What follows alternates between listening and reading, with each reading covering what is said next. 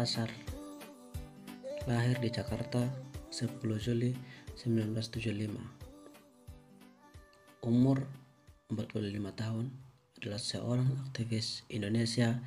Ia pernah menjadi koordinator Komisi untuk Orang Hilang dan Korban Tindakan Kekerasan atau Kontras. Dan pada tahun 2010 hingga sampai 2016, ia merupakan pendiri Lokataru yang berkedudukan di Jakarta. Haris merupakan lulusan sarjana hukum Universitas Trisakti. Ketertarikan ke dunia hukum mengantarkan Haris menjadi aktivis hak asasi manusia atau HAM. Sejak tahun 1999, ia bergabung dengan Kontras, di mana ia banyak terjun langsung mendampingi korban kasus pelanggaran HAM. Selain aktif di bidang advokat, Haris juga mengajar di Universitas Trisakti dan di Jantara Law School.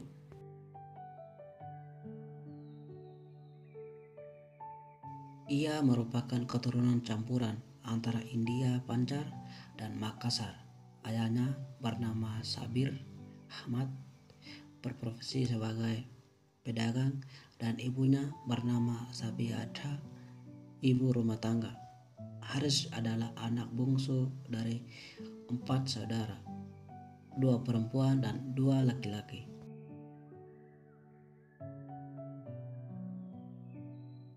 Pada waktu Haris kuliah di Fakultas Hukum Universitas Trisakti, ia aktif berorganisasi dan mengikuti kegiatan kampus.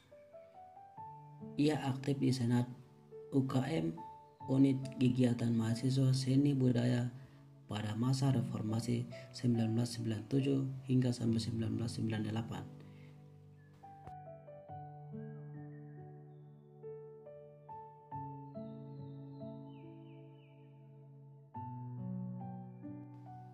Ia proaktif mengadakan kegiatan terkait isu-isu HAM serta ikut dalam demonstrasi menuntut pengunduran diri Presiden Soeharto. Haris meraih gelar sarjana hukum pada tahun 1999.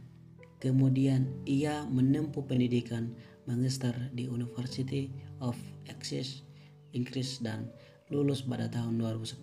Sebelumnya Haris juga menempuh pendidikan magister di Universitas Indonesia selama 2000 hingga sampai 2003, tetapi tidak selesai.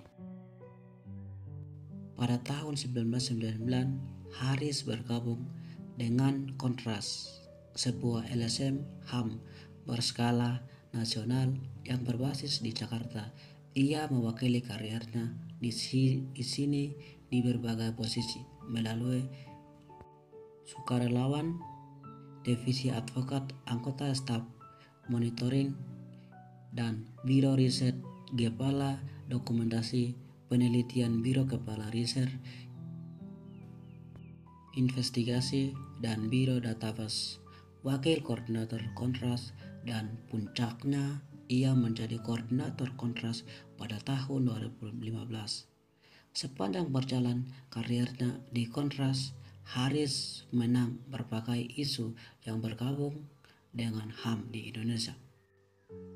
Sebagai koordinator Kontras, Haris telah membawa Kontras berkontribusi dan membangun komunikasi HAM di Indonesia.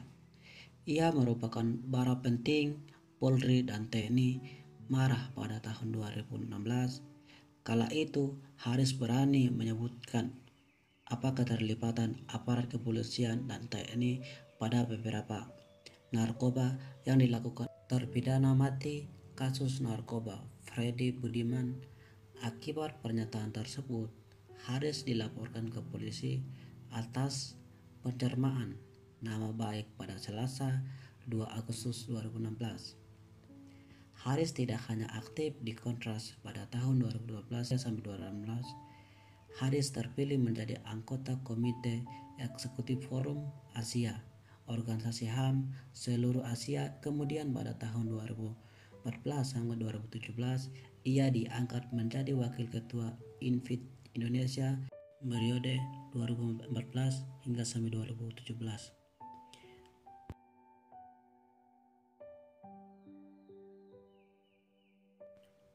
Jabatan Haris di Kontras berakhir pada tahun 2016. Saat itu ia sempat bingung karena muncul sejumlah peluang dan tawaran, mulai tetap dia di bidang HAM, kuliah S3 di bidang HAM, ikut seleksi komisioner Komnas HAM, hingga tawaran masuk dunia politik. Namun begitu, ia memutuskan mendirikan Lokataru di Jakarta bersama rekan-rekan.